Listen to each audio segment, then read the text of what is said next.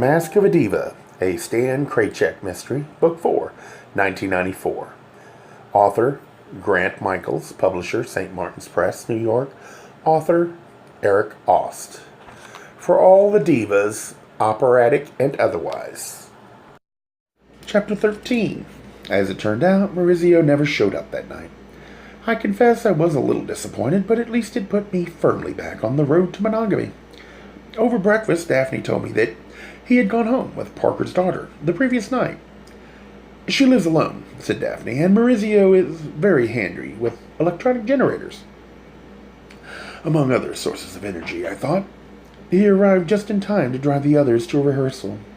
He was cordial enough to me, but that puppy-like eagerness was gone. The first fine, careless rapture had passed.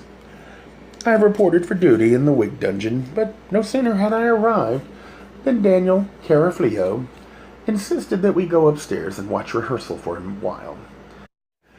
Marcella is doing her Act 3 aria this morning, he said.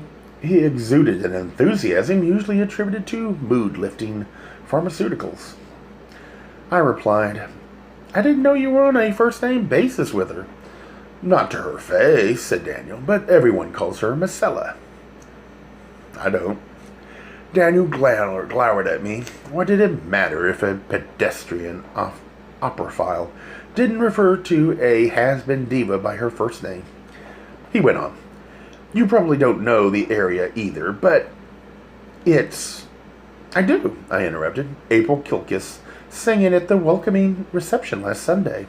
Daniel said, if you can call that singing. But thanks to my lover's patient tutelage, I knew that Amelia had one of the opera's big moments with her third act aria, Moro ma prima ingrazia. All the elements of Italian opera exist in that area. Patrimony, religion, deception, delusion, adultery, murder, sacrifice, and forgiveness. All the family values. It also shows how clever Amelia is in saving her own neck. In the setup for the aria, her husband, Renata, believes she has been unfaithful to him, with his best friend, Riccardo, and now he intends to kill her.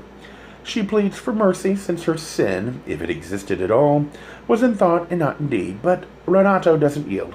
So Amelia launches into this aria, where she submits to her inevitable death, but first begs Renato, by God's grace, no less, to let her see their son one last time, if not as his wayward wife, then as the boy's mother, so that she can embrace him and kiss him with a mother's pure love, and then, after Renato kills her, he must let their son close her eyes for the last time. She plays it to the hilt, as if knowing that her husband, though violent, is also vain, and will spare his son the brutal shame of knowing his mother's death was by his father's hand. Verdi understood family dynamics long before the misnomer dysfunctional was applied. Daniel and I went upstairs where rehearsal was just starting. He stood in the wings to watch, but I slipped out into the house and sat a few rows behind the production table, where I had a clear view of everything. Since it was a stage rehearsal that day, God was being played by Jonathan Byers, and like Gabriel, Ricky Thing was at his side at the production table taking notes and keeping the wireless handset ready for his lord and master.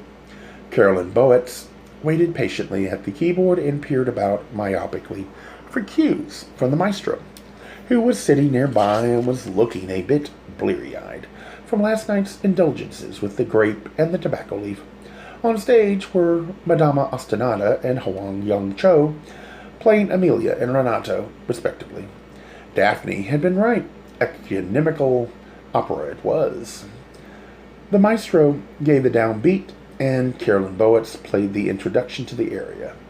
But somehow she didn't produce the lingering sonorates she had when she and April Kilkis had performed the aria at Daphne's reception. And when Madama Ostinata sang her first phrase, it rang empty. Instead of resonating with the desperate need to save her life, the aria sounded like the insipid pleading of a wife begging to keep a ridiculous party frock. It finally became clear to me that Madama Ostinata and her so-called artistry were the same. She was a singer who performed from the outside in, as though the words and the notes could be applied onto a role like costume and makeup. And when a character is created that way, what lies beneath the decorations is hollow and empty, like a mannequin. I looked around to gauge the other reactions to Madama's singing, but by this time no one was paying much attention to her except for three people. One was Daniel Carafolio, who stood beside me enraptured with Madama's musical guile. The second was Huang Young Cho, who, despite the libretto and stage direction, seemed eager to dispatch Madama on the spot. And finally, April Kilkus stood in the wings, watching and listening anxiously, hands clenched tightly as if she expected or hoped that Madama's voice might break at any moment and open the door for her to sing the role properly. When I recalled how April had sung this very aria at Daphne's reception, I sensed she would create a brilliant Amelia on stage as well. During the final unaccompanied cadenza, Madama Ostinata missed the initial high C. From there, she lost all sense of the musical key and tumbled headlong into an abyss of atonality. She crashed at the bottom in the yawning chasm of chest tones, from which she sang the last notes of the aria. Not only were they a few steps lower than what Verdi had written, but Madama had migrated into a major key as well. There were random cringes among the cast and crew, though through it all I noticed Carolyn Boetz shaking her head and becoming flustered. She must have had perfect pitch too, because her hands fluttered over the keyboard, searching frantically for the best way to conclude the aria. I could almost see Carolyn struggling with the conflict. Should she play the final notes that Verdi had originally indicated, even though it would create a jarring cadence to the aria, or should she modulate to the bizarre tonality into which Madama had stumbled during her cadenza? With only seconds to decide, Carolyn Boetz resolved the musical calamity at Verdi's expense. She looked disconsolate. Meanwhile, standing beside me, Daniel Carafolio had uttered an odd, almost lascivious little moan of pleasure, as if Madama's lapse had been intentional, had been a spontaneous rush of genius that carried a symbolic meaning far beyond the fact that she was tone-deaf. Daniel was the only one to applaud until some of the others joined in feebly. The scattered noise stopped quickly, though, and he turned to me and said, "I'm going downstairs. I want to keep those last luscious sounds in my head. You can stay and watch more if you want." Apparently, Madama's howling had softened Daniel's heart and won me some extra time away from the cellar. Then we all heard the blasé voice of Jonathan Byers, who, even this early in the rehearsal, could not hide the fact that he was overcome by tedium. "Thank you, Marcella. Very nice. Please review your blocking. Now, I'd like to do the Act 3 finale. Please, quickly." Marcella looked confused. She had expected a longer ovation, perhaps, but instead she was being herded into the finale along with the others who were making their way onto the stage. I sensed someone standing just behind me in the wings, and I turned to see Bruce David. He spoke quietly. "Thank you for being so honest last night. I needed someone to tell me the truth, and now, for the first time since I got here, I feel as though I can sing with all my strength." The only reply I could muster was, "Break a leg, Tiger." But my heart wasn't in it, and I'm sure it showed. Bruce was the last to go on stage, and finally they were all there, ready to sing the finale to the opera, The Masked Ball, for which it is named. Verdi had composed the scene with brilliant musical irony. An onstage string quartet plays a delicate minuet, which is not only the dance music for Riccardo's elegantly costumed guest, but is also the background music for Amelia's desperate warnings about an assassination plot, against the steady charm of music in three-quarter time. Amelia sings her fevered pleas in syncopation, while Riccardo replies fearlessly and rather stupidly that as long as she is there with him and loves him, then nothing can harm them, and the music plays on. Bruce David was actually singing with a new strength that morning, though it could hardly be called vigor. He'd need a lot more therapy before that would happen, and to no one's surprise, Madama Ostinata stumbled through her part. Tone deaf and couldn't count. How had the woman got as far as she had in the opera world? If she had ever been a good singer, there was no sign of it now. Older performers usually show some vestige of what had made them great, but Madama Ostinata was barely the shadow of a musician. The scene progressed, however, crippled emotionally. Hwang, Young Cho, Renato stabbed Bruce David, Ricardo, on cue, and the chorus expressed their horror appropriately. Madama Ostinata, Amelia, reacted as though she had been the one to receive the death blow, but then she had maintained from the start that this was her opera and not Ricardo's. The problem came when Bruce David was singing Ricardo's last lines, when his character is in the throes of death but somehow finds the wherewithal to tell Renato not to worry, that his wife has been faithful.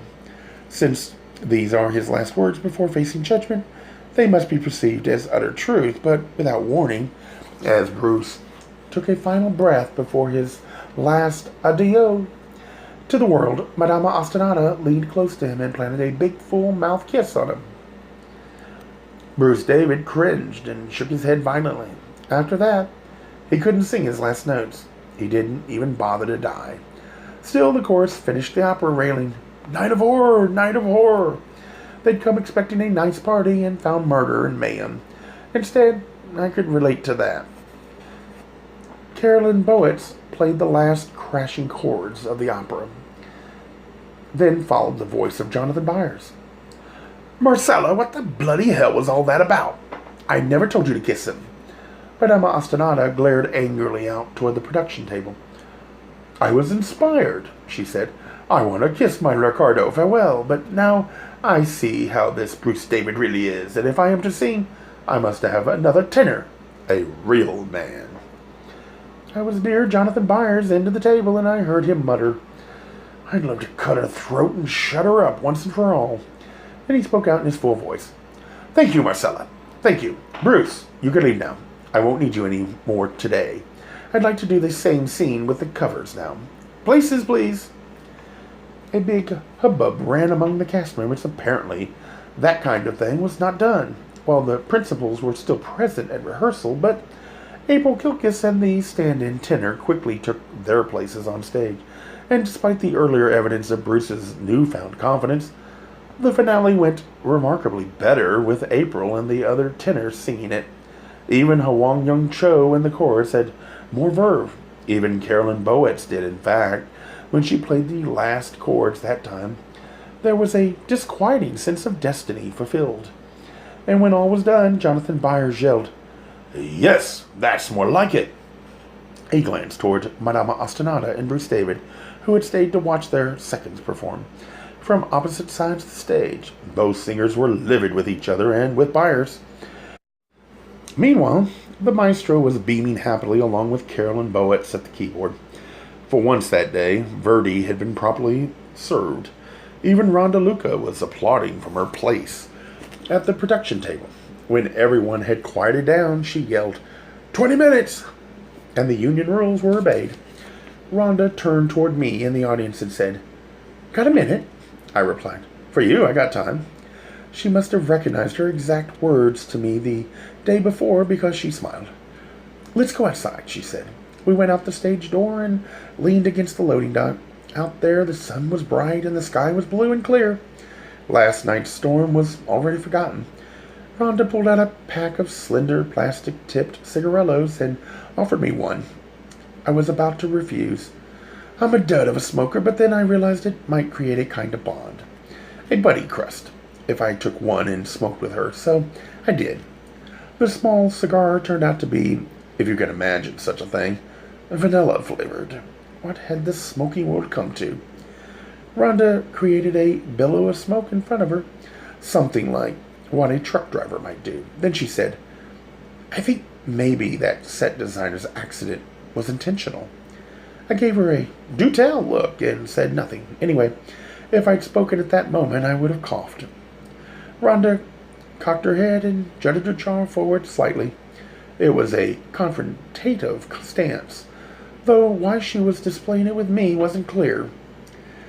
See, she said, that morning my computer didn't boot up with my preset defaults again. What does that mean?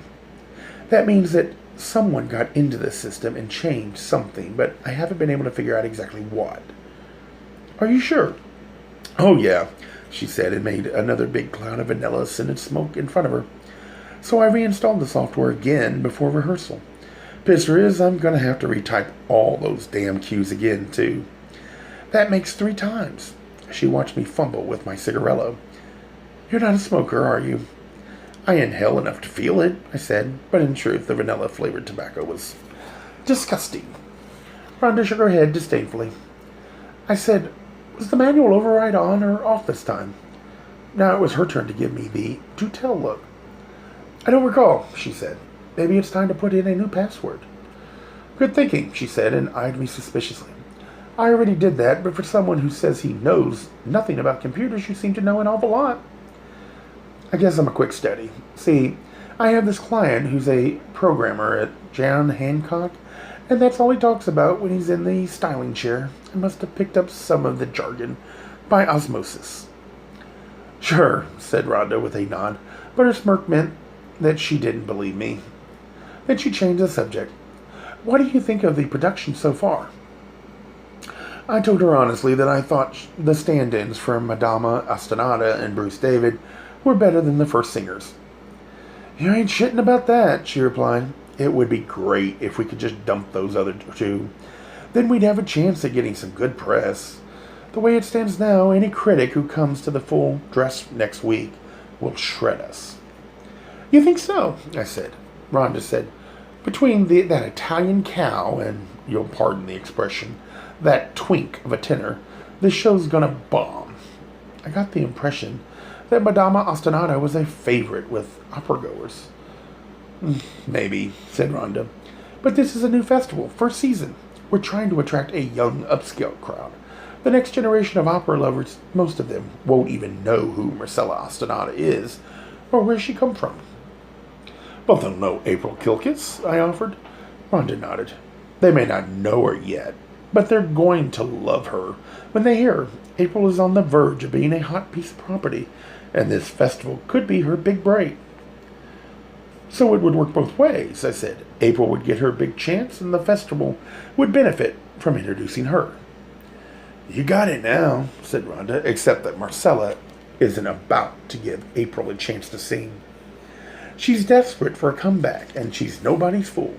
She knows if April sings on stage even once here, word will spread like fire. You don't know those opera people. They are a world unto themselves. I play devil's advocate. But surely there are enough of Marcella's fans, Madama's. I was slipping into the casual reference myself. To fill the house for her. Rhonda shook her head no. You're wrong there. Everybody's waiting for a chance to pull her down. Typical hero worship. I don't know about that, said Rhonda. It's just that Marcella isn't very generous to her audience. Nor to anyone else from what I've seen. Right, said Rhonda. And that kind of attitude towards your public might work for a while. That superior diva act she does so well. People eat that up because it's so nervy, and they like to see someone saying and doing things. They don't have the guts to try, but the truth is that they eventually get tired of it, and if Marcella's fans ever got a load of April singing, and that voluptuous, ravishing voice of hers, Rhonda's eyes were starry. They'd make the switch in one performance. I've seen it happen plenty. April is a woman with a heart and a soul and a great talent. Marcella is just a bitch who sings and will eventually get what she deserves. A goddess pedestal was under construction for April Kilkis. Rhonda went back inside. I stayed out a little longer and did some deep breathing to try and clear my lungs of the dreadful vanilla-flavored smoke. Minutes later, my bronchioles refreshed. I headed back into the opera house. On my way, I noticed April Kilkis and Hwang Young Cho strolling toward the stage doors. Well, I waited for them, though they weren't too thrilled to see me there. I said, "You both sounded really good this morning." April and Hwang nodded wearily. Perhaps they sensed that my compliment, though utterly honest, was also a lead-in to a few questions.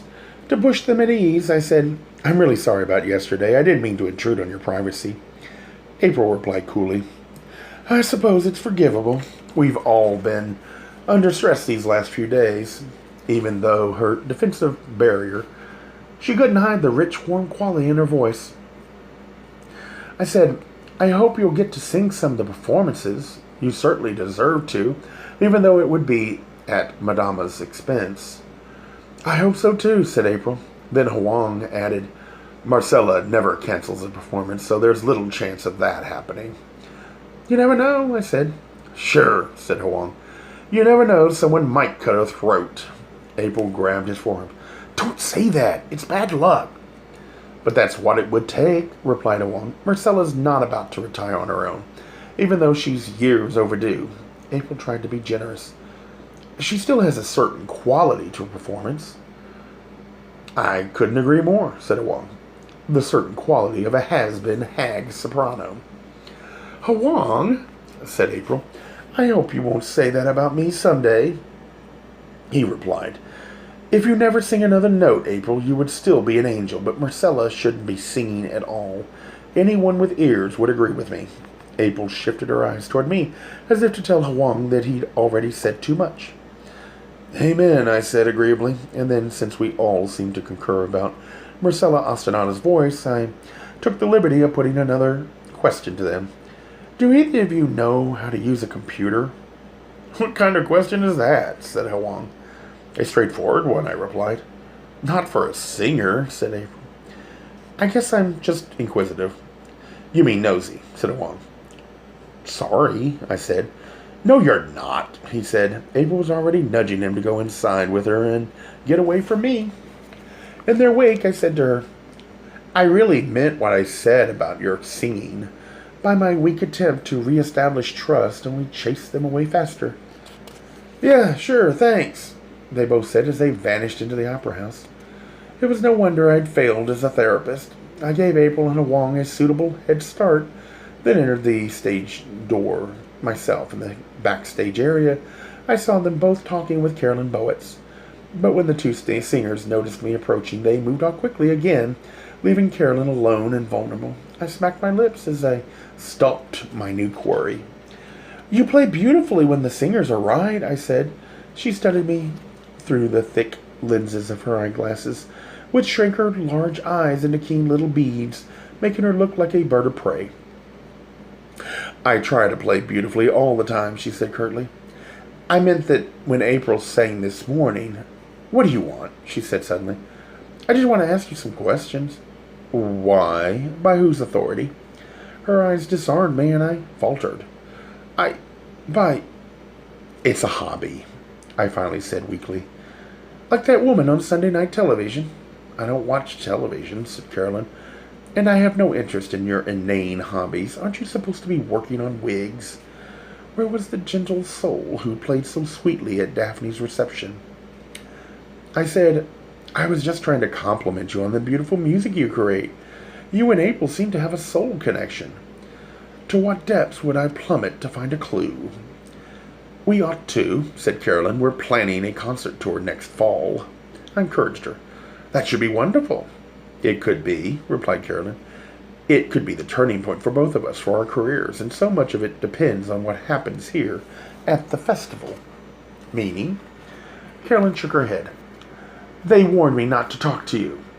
What harm can it do? I said. As you said, I'm just working on the wigs. Carolyn removed her glasses, revealed her sensitive and vulnerable eyes. I didn't mean that way it sounded, she said with a sigh. I guess I'm still upset by that accident the other day, and I'm frightened by what could happen next. Frightened? Yes, said Carolyn. If April doesn't get to sing and perform this summer, she'll miss the best opportunity of her life for good publicity. That could affect our tour either way, and it will definitely affect our careers. All based on singing here, I said. Yes, said Carolyn, giving the single syllable the weight of an operatic pronouncement. If April can sing Amelia just once on stage, it will pave the way for both of us. You heard her. You know the truth. I nodded more solemnly than I had intended.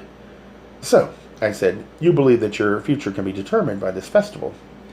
I know it, she said. In the arts, all it takes is one mischance, one wrong turn, and you can lose everything. Before you realize it, you're off the career path, and the rest of your life is wasted. You end up teaching and giving occasional recitals for women's clubs, but your dream of greatness is gone forever. It belongs to somebody else then. It sounded so bleak. The only hope I could offer was veiled in humor. Maybe one of these days Madama Ostinata will overindulge at lunch and something will disagree with her, and April will get her big chance. Yes, said Carolyn. I suppose we could wait around and hope for something ridiculous like that to save us. Then we heard Rhonda Luca's voice over the PA system announcing places for Act 1, Scene 6. Traditionally the fortune teller's cave, but in Jonathan Byers' version, a New Age healing workshop. I've got to go, said Carolyn. I apologize for being so curt with you earlier. And I apologize for being rude, I said, though the more correct word would have been deceptive. I went back downstairs to work on the wigs. Daniel Carafalio was still waxing euphoric over Madama Ostinata's singing earlier that day, which, even for an opera queen, seemed too long for the afterglow. I don't care what anyone says, he gushed. I think Marcella is the greatest dramatic soprano alive today. Perhaps ever. She may have her off days. What genius doesn't? But today she was magnificent. I went. Daniel said, You're a tight ass, aren't you? As if you'll ever find out. He went on. You're one of those people who limit themselves to what they hear. But with Marcella, his eyes were suddenly luminous with wonderment. With Marcella, his elocution rose toward the exalted heights of divine liturgy. With Marcella, he looked about ready to genuflect. With Marcella, you must listen beyond the notes. I replied, You mean the half she gets? And Daniel retorted from his lofty place just below the diva's throne. You'll never understand greatness. Maybe not, I said, but I know bad singing when I hear it. Daniel gave a look of dire distress, then one of profound pity, as though my soul was doomed beyond all redemption. You can go now, he said pontifically. I'll take care of things here myself. Then the self-appointed high priest of diva worship turned and lumbered back into the rows and racks of still shelving, the cloisters wherein he would seek solace and refuge for my plebeian sensibilities. Gay Mysteries audiobooks. I think it is easy to hate a label, but a face humanizes the word. So this effort is twofold. To offer comfort to those like myself that your world didn't end because you don't fit into the view of acceptable society on both sides. And in hopes of helping those with family that are LGBTQ, that it doesn't mean we are aliens from the child they once knew. Reassure them so they can maybe be supportive at the same time, being true to their values.